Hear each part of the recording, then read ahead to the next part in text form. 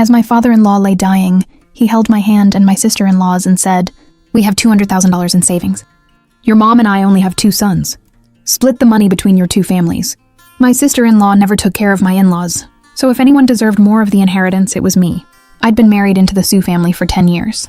For over 2,900 nights, I'd cared for my seriously ill father-in-law, and I'd raised my daughter to be sweet and well-behaved. But right after his Memorial Week, I saw the inheritance list and my heart sank. Liu Mei got $800,000. I got 0. My mother-in-law said Dad left only $200,000, yet Liu Mei would get $800,000, and I had to make up the other $600,000 with my marital home. I'd sacrificed far more than Liu Mei for years, and now they wanted me to give her my home too. I slammed the divorce papers on the table. Then I took my daughter and left. My mother-in-law's eyes filled with tears. "You're doing all this over a little money? Whoever wants to be the Su family's daughter-in-law can have the job." She blocked the door and said helplessly, "The whole family agreed on this inheritance. We're an ordinary family. Of course the money should go to the ones carrying on the Su bloodline. You've been here 10 years. How do you not understand that?" The second she finished, Liu Mei pulled her 2 sons forward with a smug look. "You only had 1 daughter, sis. What good is a nice house? I gave birth to 2 boys. They're the ones who'll carry on the Su family name." I almost laughed. I'd worked myself to the bone for this family for 10 years, thinking kindness would be returned. This was what I got instead. Seeing my expression, my mother-in-law quickly added, "Qingming festival is coming. We'll take Tang Tang home to honor the ancestors and put her name in the family genealogy." I couldn't take it anymore and cut her off. "I've been in this family 10 years. I taught at school all day, cared for Dad at night, and handled every illness you or Tang Tang ever had. As a daughter-in-law, I cared for the elders and raised my child. I never complained." "But what about Liu Mei? During Dad's illness, did she and Su Qiang visit even once? Pay 1 medical bill? She gave you nothing, yet you gave her thousands every year. I worked myself sick, and now you even want my home." My mother-in-law grew more agitated. "After all that, what exactly do you want?"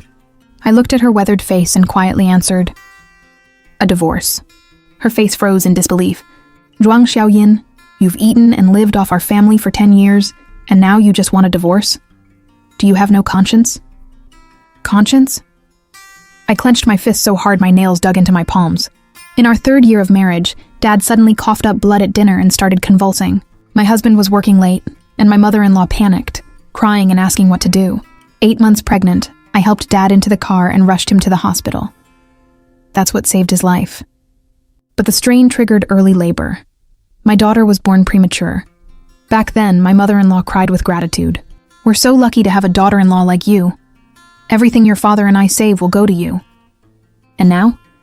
I didn't get a dime of inheritance, and they wanted me to give up a house too. I tightened my grip on my daughter's hand.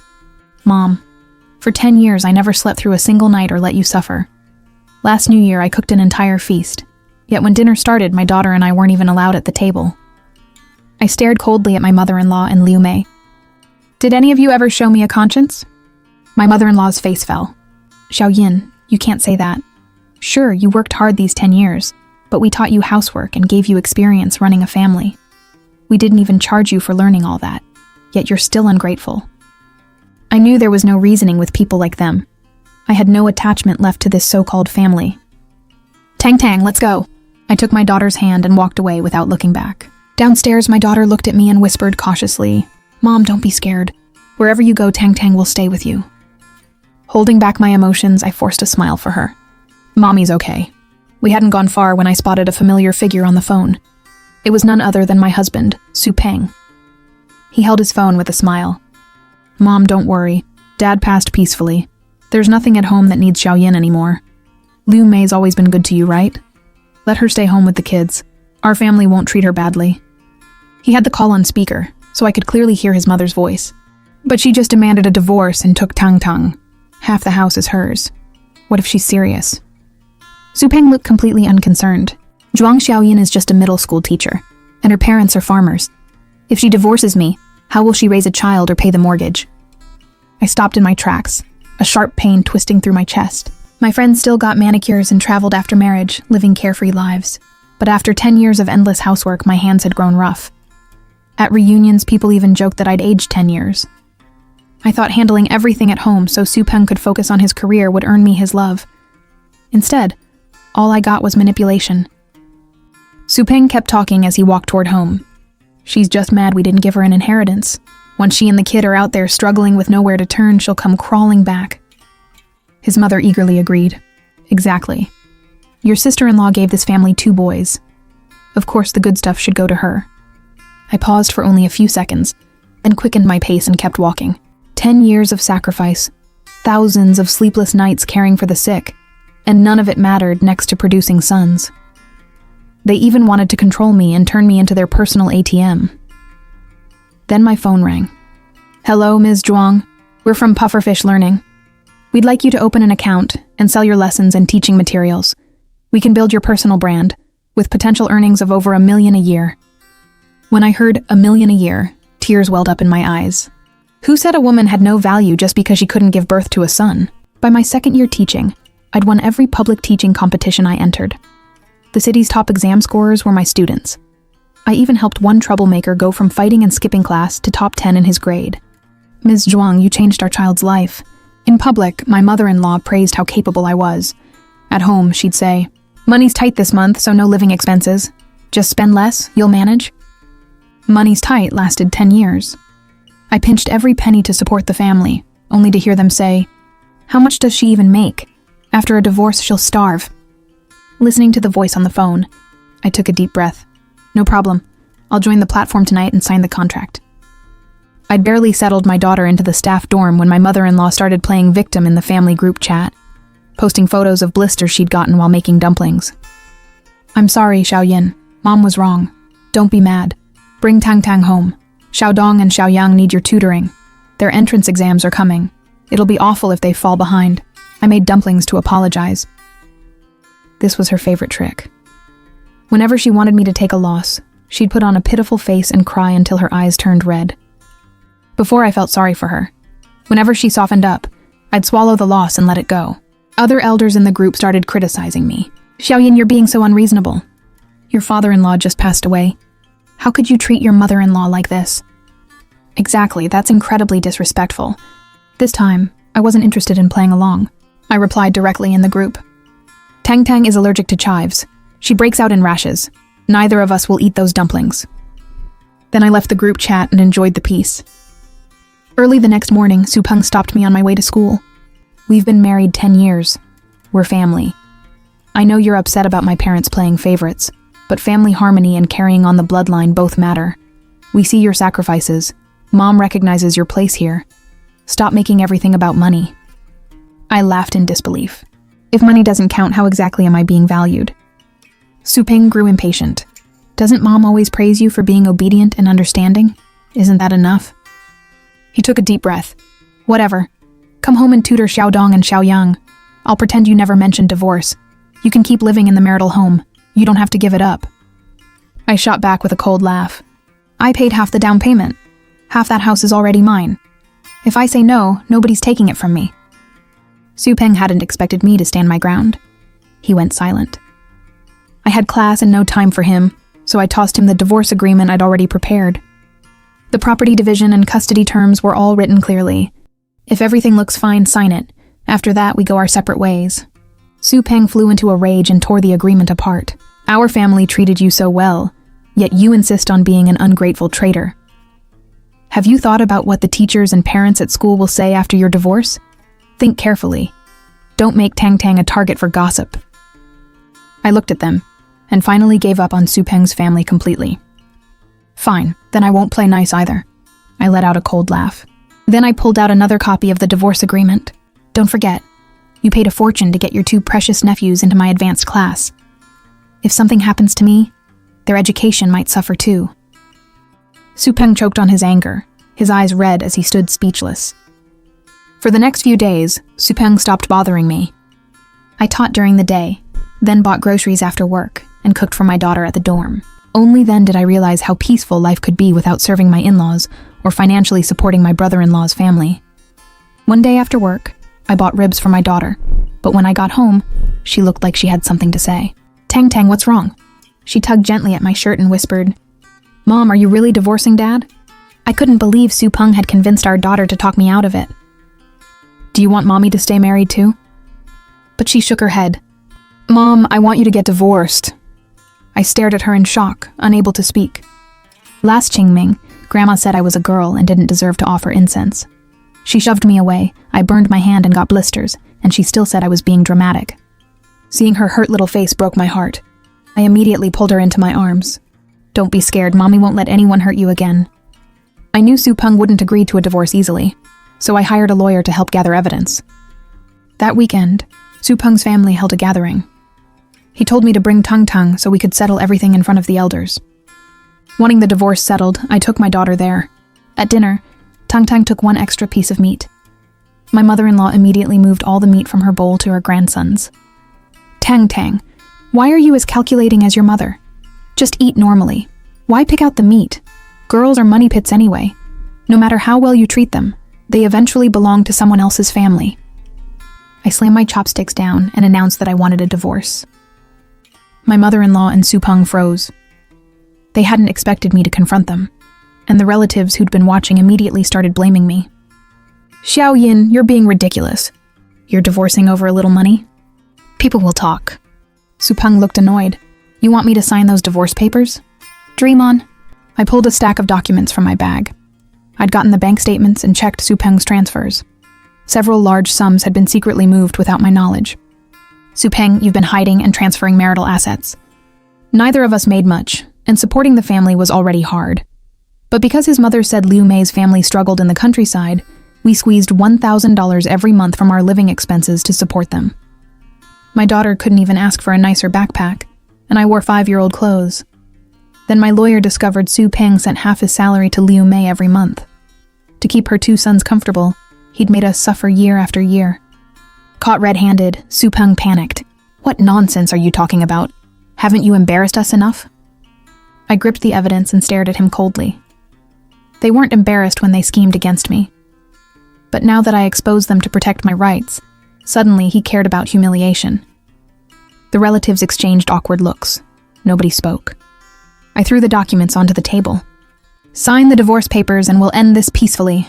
Divide the assets my way. Refuse and my lawyer will file. Then everyone at your company will hear how I served your family for 10 years, only to have you try to take my home. Su Peng slammed the table. Are you threatening me? I wasn't intimidated. I'm simply telling you what the alternative looks like. Seeing the situation slipping away, my mother-in-law changed tactics. She immediately started playing the victim. Oh, how did such a good family end up like this? Xiao Yin, we're family. Keeping score over everything like this is heartbreaking.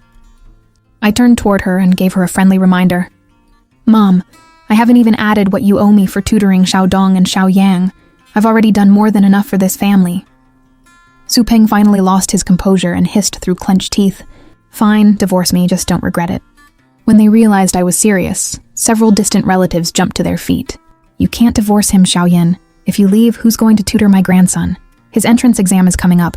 Whether he gets into a top high school depends on this. Because I was a teacher, relatives constantly dumped their kids on me for free tutoring. I always helped, hoping they'd stand up for my daughter someday if she was mistreated. But when my daughter and I were mistreated, they pretended not to see. I replied calmly, there are plenty of great teachers at school. If your kids need tutoring, it doesn't have to be me. When I flatly refused, the elders panicked and turned their anger on my mother-in-law. Didn't you promise Xiao Yin would tutor our kids for free? The exam's almost here and now she's quitting. What are we supposed to do? My mother-in-law panicked. She wanted to beg me but couldn't swallow her pride, so she snapped instead. She really thinks she's special. This family won't collapse without her. Don't worry. Tomorrow I'll hire a top teacher for the kids. Who needs her? I ignored her. I looked straight at Su Peng. Let's finish the divorce paperwork as soon as possible. I'm in a hurry. 3 days later, Su Peng met me at the civil affairs office. He hated the asset split but feared I'd make everything public even more. So despite his anger, he signed. During the mandatory cooling-off period, I taught by day and spent my evenings recording lessons, writing materials, and uploading videos to the education platform. I'd once taught at a public school, but when Dad got sick, my mother-in-law begged me to focus on family. The workload was heavy and the pay low, so I moved to a private school. Ironically, that gave me the freedom to sell courses online. Life was busy but fulfilling. My only guilt was my daughter. Some nights I was too busy to cook, so all I could make was instant noodles with 2 fried eggs. Hang in there. Once Mommy's career takes off, I'll give you a better life. But my daughter was so understanding it almost broke my heart. Mom, don't feel bad. I'm happier every day now. As I kept working, my course numbers climbed. My account started earning real money, and everything finally seemed to be improving. But the next morning, I'd barely reached school when a group of strangers surrounded me. They were furious, shouting, "Zhuang Xiaoyan secretly charges students for tutoring. We demand the school fire such an unethical teacher." Before I could react, the grade director hurried over with several staff members. "Ms. Zhuang, what's going on?" Once I heard the whole accusation, I immediately understood what was happening. Before I could answer, the woman leading them rushed forward and screamed, "You're Zhuang Xiaoyan, right? You ran a tutoring class and charged me over $20,000, promising my kid would get into a top high school. Then you took the money and disappeared. Give me back my money." As soon as she shouted, the others joined in. "Give us our money back!" Their movements and chants were perfectly coordinated. Clearly, this was organized. Soon, students and parents gathered around. The director panicked and asked what we should do. I glanced at them coldly, borrowed a megaphone from security, and raised it. "You said your child joined my tutoring class. Fine. What's your child's name?" The woman froze. Panic flashed across her face. "I think Li Jia," I scoffed. "It took you that long to remember your own child's name?" She snapped in embarrassment. "Who cares what my kid's called? You scammed us. Give the money back or we're calling the police." They thought their aggression would scare me. I kept speaking through the megaphone. "You say I took your money. Do you have payment records or receipts? If you have nothing, that's defamation. You want the police? Great." I pulled out my phone. "I'll call them myself and let them find out where your so-called money actually went." The moment they realized I was serious, they turned to run. The director signaled the security guards, who quickly blocked their way. "You don't get to falsely accuse someone and run. Let's settle this at the police station." Once the truth became obvious, the watching parents started defending me. I knew those people were scammers. Ms. Zhuang's character has always been solid. The issue was resolved, but some teachers still whispered behind my back. A few even made jealous comments to my face. "Ms. Zhuang, I'm jealous. You've got a side business selling courses online, making good money?" My online courses were doing better every day, and the platform had begun promoting me as a featured creator. They were jealous, but I only smiled. "This is a private school. Teachers are allowed side jobs. If you're interested, join the platform, upload recorded lessons, and earn some extra income too." After hearing that, they could only smile awkwardly. Right. Ms. Zhuang's right. Meanwhile, my mother-in-law sent relative after relative to persuade me to come home. My answer never changed. Divorce, nothing else is up for discussion. When the 1-month cooling-off period ended, I immediately met Supeng to finalize the divorce. I'd gone during a break between classes, and when he saw how exhausted I looked, he laughed contemptuously. "Zhuang Xiaoyan, was all this really worth it? Life without me isn't going so well, is it?" I walked right past him without slowing down. "Save it, let's get the divorce finalized." Seeing how determined I was, he got angry too. But everything went smoothly. The moment I held my divorce certificate, the weight on my chest finally disappeared. I never wanted anything to do with the Su family again. After leaving that toxic family, my career exploded. 8 months later, I stared at the $1 million in my account in disbelief. I once stayed up all night caring for Dad and couldn't get $100. Now I'd earned $1 million through my own work. And this was only the beginning. The platform helped me plan new courses that could keep selling over time. My income would continue growing, enough to give my daughter and me a very comfortable life. "Mom, why are you crying?" My daughter reached up with her little hand and gently wiped away my tears. My voice choked. "Mommy's okay. I'm just happy. We have money now. Tomorrow I'll take you house hunting. We're going to buy a big house." Not only that, I planned to take her shopping for brand new clothes. That weekend, we met a real estate agent. At the last minute, he sent a coworker instead. I didn't care who showed us the house, but I never expected that coworker to be Supeng. The moment he saw us, he froze too. "You're the one looking at this house?" I nodded and asked, "Is there a problem?" After a moment of silence, Supeng burst out laughing. "This is the most expensive neighborhood in the city. You think you can afford it?" I gave him a cold look. "If you don't want to show us the place, just say so. We'll find another agent." Realizing I wasn't joking, Supeng finally looked me over carefully. The longer he looked, the darker his expression became. I wore a Chanel suit and carried a Prada bag. Even my daughter was dressed head to toe in brand new clothes. Jealousy flashed in his eyes as he sneered. So that's how you can afford a house. You found yourself some rich guy and became his mistress. He was practically choking with jealousy, yet still tried to smear me. I was about to fire back when my daughter yelled angrily, "Mom earned her money selling online courses. She works way harder than you. She's nobody's mistress." My usually gentle daughter glared at him like an enemy. Su Peng's face turned red with humiliation before he stormed off. Once the house was settled, my daughter and I moved in that weekend and started our new life. Even after the divorce, I continued teaching normally. I never targeted Liu Mei's two sons just because I disliked their mother. But Su Xiaodong and Su Xiaoyang simply didn't care about school. They never paid attention, rarely did homework, and failed almost every exam. After the entrance exam, most of my class got into the high schools they wanted. Xiaodong and Xiaoyang scored too low even for regular high school, so they could only attend vocational school. On my way home, Liu Mei blocked me. Her eyes were swollen from crying, and she was completely hysterical. "You deliberately made my sons fail. How can you be so vicious? You ruined their entire lives." She screamed so loudly that people stopped to stare. I frowned and stepped back to keep my distance. "Liu Mei, calm down. As a teacher, I treat every student equally. Everyone else passed. If your sons didn't, maybe you should look at the real reason." Liu Mei completely lost it, screaming and crying in the street. "This is your fault. If you hadn't insisted on divorce and refused to tutor them, they would have gotten into high school." I almost laughed. They refused to study, yet somehow it was my fault for not giving them private tutoring. I shoved past Liu Mei and left her standing there in stunned silence. If she took this any further, she'd earn herself a trip to jail. To my surprise, Liu Mei stayed quiet for the next few days. Before summer break, I was organizing materials in the office when I heard another teacher talking. Then another teacher said, "Ms. Zhuang, haven't you heard? Su Xiaodong and Su Xiaoyang were sent to juvenile detention." I was surprised. What happened? They got caught stealing. The whole school knows. Then the teacher shook her head in disbelief. "Your daughter always ranks first. How did those two turn out so badly?" I laughed coldly. Bad parents raise bad kids. Grandma thought those two grandsons would bring glory to the family. Looks like they brought disgrace instead. Summer break began. I recorded courses, wrote lessons, and coached students online. In my free time, I took my daughter to the zoo, restaurants, and places we'd never had the chance to enjoy before. Halfway through summer break, Su Peng suddenly called. "Mom misses Tang Tang. When you're free, I'd like to bring her over." Even after divorce, her father still had visitation rights.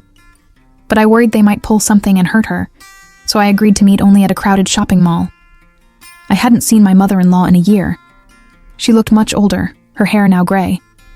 The moment she saw Tang Tang, she pulled several things from her bag.